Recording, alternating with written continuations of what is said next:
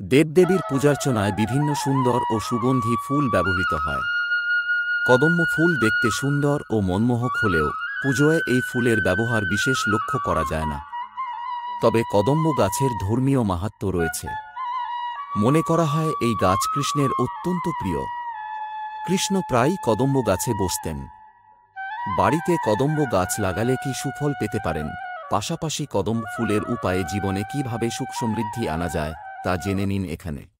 পৌরাণিক কাহিনী অনুযায়ী কৃষ্ণ যখন যমুনা তীরে রাখা গোপীদের বস্ত্র চুরি করে তাদের লোকলজ্জার শিক্ষা দেওয়ার জন্য এই কদম্ব গাছে উঠেই বাঁশি বাজিয়েছিলেন।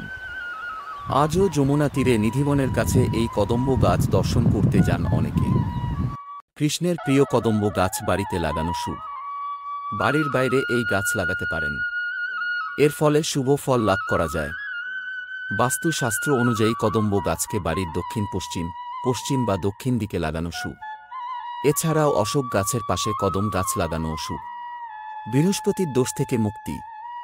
বাস্তুশাস্ত্র অনুযায়ী কদম্ব গাছের প্রভাবে কোষ্ঠীতে উপস্থিত বৃহস্পতি দোষ সমাপ্ত হয়। কোনো ব্যক্তির কোষ্ঠীতে বৃহস্পতি দুর্বল থাকলে তারা স্নানের জলে কদম্ব ফুল দিয়ে স্নান করুন, এর দ্বারা লাভবান হবেন।